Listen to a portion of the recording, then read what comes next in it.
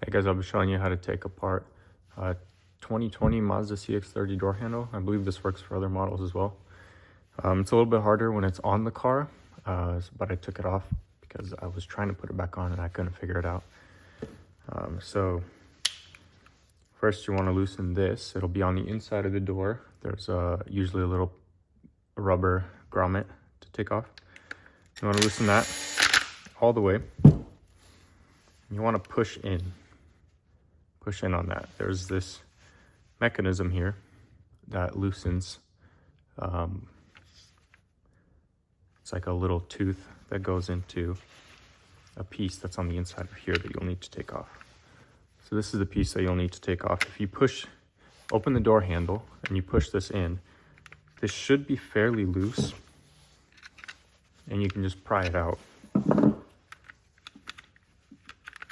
that'll come out. You want to set that aside. Next are these springs here. You'll have to take the door card off to access those. What I would recommend doing is putting a zip tie while they're still in place, because as you can see, they hold the inside of the door handle with these springs, and there's some teeth in there. You can see that. This should be pressed all the way in when it's in there. You'll want to, like I said, put the zip tie around so it doesn't fly off completely. And then you'll just have to kind of get in there and press it out. And the zip tie will stop it from going onto this rail, because then when you're putting the door handle back, it's almost impossible to get it back in there because you don't have enough space. So if you have the zip tie there, it'll kind of hold it.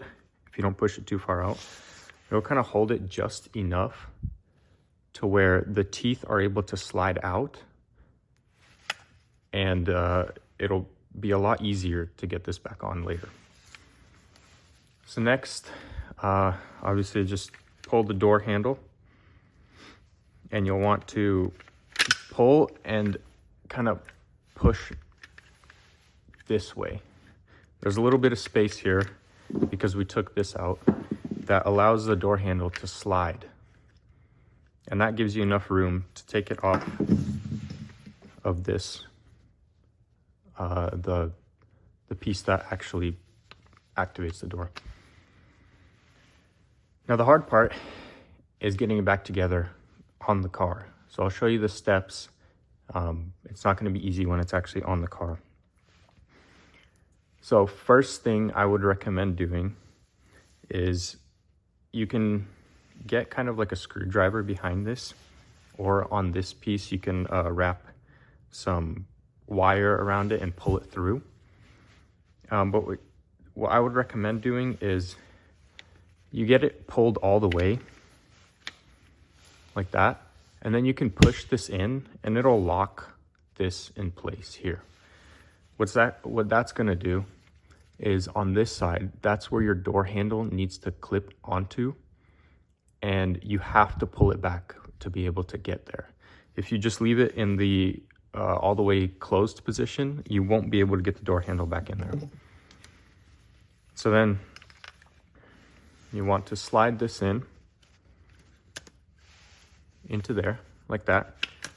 Not all the way, because as you can see, there's teeth there that clip onto there, and you don't want those teeth to clip into there yet.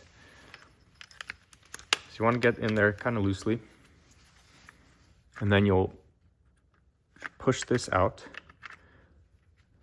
all the way as far as it can go and put it in, and then you kind of just slide it in like that a little bit, and that way it's now engaged on that dowel, I guess you can call it.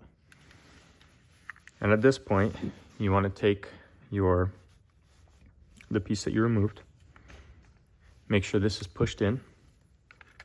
It should slide in there easy.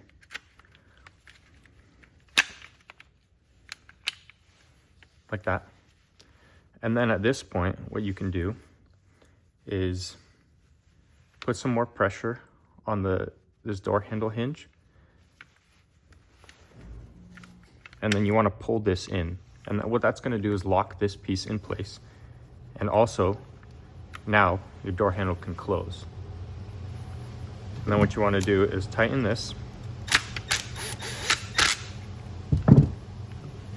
And then this is going to be the hard part. It's actually getting the spring down, because there's nowhere for you to put a screwdriver because it's pressed up against the door. So you have to get it somehow to press down, and it clips in. And then you can take your zip tie off, and now you have a working door handle. So here's the inside of the door. I put the door handle in, not all the way. If you can see here, this in the middle there is a piece of the door handle that slides in. And you don't want it to slide in all the way like that. You want it to kind of go out like this. And then if you can get a screwdriver behind that piece there. And like I was saying at the table, you can kind of lock it in place so that when you put the door handle in, you kind of have it out like this. When you put it in, you can slide it in like that, and now you can kind of feel that it's locked onto that dowel and there's resistance. And this is when you're going to want to put that other piece in there. So I've got this piece. It might need 2 hands for this, or I can pull it out like that as well. And then it should just slide right in there. Like that. And now you're going to want to release this door handle. So I already released it, but to release, you're just going to want to put pull a little bit of pressure on that piece there, and then pull on this to get that piece to slide out, and it'll unlock the door. So the hardest part is going to be getting this. You want to pull that spring in so that it locks onto the teeth on the inside of the door handle. And this is where that zip tie comes in handy, because if you didn't have that zip tie, this spring would be all the way over here, and it would be almost impossible to get it back into there.